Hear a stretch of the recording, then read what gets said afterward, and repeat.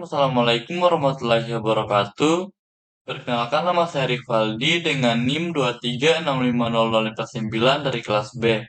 Di sini saya akan menjelaskan tugas pertama pada mata kuliah Sistem Informasi Geografis. Baik, langsung saja. Di mana di sini kita disuruh mencari artikel yang berkaitan dengan data spasial dan data non-spasial. Nah, untuk sumbernya dia ada di bawahnya. Lanjut. Nah, pertama, apa itu data spasial? Data spasial adalah bentuk data yang mencakup informasi tentang posisi atau lokasi suatu objek di dalam ruang. Dalam konteks ini, spasial merujuk pada dimensi 3 dari objek tersebut, yaitu panjang, lebar, dan tinggi. Data ini tidak hanya memberikan informasi tentang apa yang ada di suatu tempat, tetapi juga di mana objek tersebut berada. Nah, selanjutnya jenis-jenis data spasial. Yang pertama, data vektor. Data vektor dalam konteks data spasial adalah bentuk representasi yang menggambarkan objek sebagai entitas geometris seperti titik, garis, atau poligon. Misalnya, titik dapat digunakan untuk menunjukkan lokasi spesifik seperti simpul jalan, garis dapat merepresentasikan fitur linear seperti jalan, sementara poligon dapat menggambarkan area tertentu seperti batas administratif kota. 2. Data raster. Data raster adalah jenis data yang merepresentasikan informasi dalam bentuk matriks atau grid pixel. Setiap pixel dalam grid memiliki nilai yang mencerminkan atribut atau ciri di lokasi tersebut.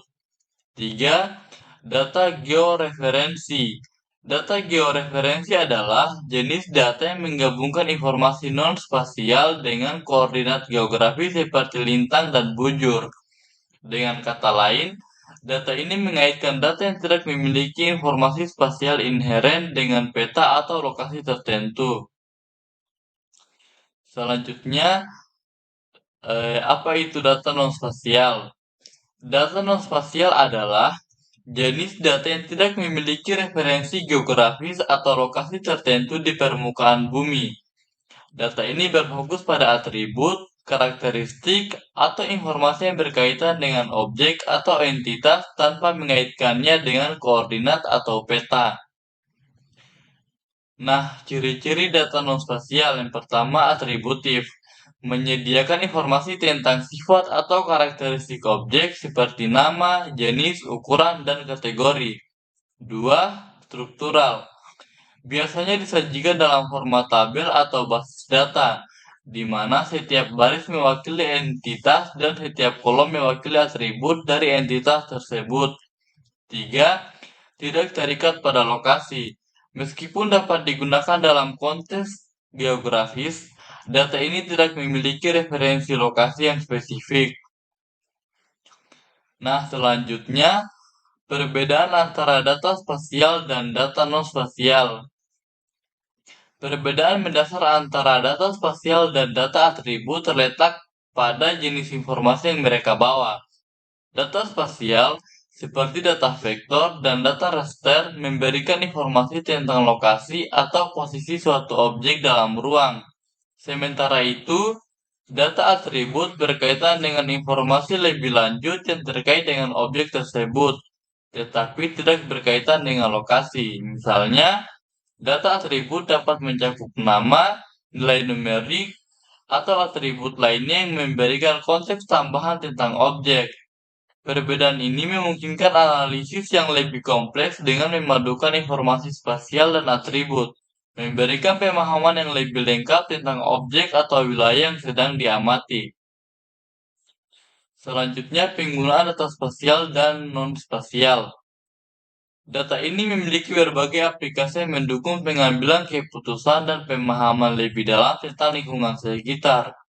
Dalam kehidupan sehari-hari, data ini dimanfaatkan untuk pemetaan, analisis, dan perencanaan. Seperti 1. Pemetaan jalan dan transportasi. Data ini digunakan untuk menciptakan peta jalan yang membantu navigasi dan perencanaan transportasi. 2. Pemantauan lingkungan. Dengan data ini, kita dapat melacak perubahan lingkungan seperti deforestasi atau perubahan iklim untuk mendukung kebijakan keberlanjutan. Ketiga, manajemen sumber daya alam. Data ini digunakan dalam pemantauan data manajemen sumber daya alam seperti hutan, air, dan lahan. 4. Analisis pemukiman dan perencanaan kota. Dalam pengembangan kota, data ini membantu analisis pemukiman, tata ruang, dan perencanaan kota yang efisien. 5. Prediksi bencana dan manajemen risiko. Dengan data ini, kita dapat memodelkan dan memprediksi potensi bencana seperti banjir atau gempa bumi, mendukung upaya manajemen risiko. 6. Perencanaan infrastruktur. Data ini membantu perencanaan dan pengembangan infrastruktur seperti jaringan listrik, air, dan telekomunikasi. Baik, mungkin saja penjelasan dari saya. Saya kira Assalamualaikum warahmatullahi wabarakatuh.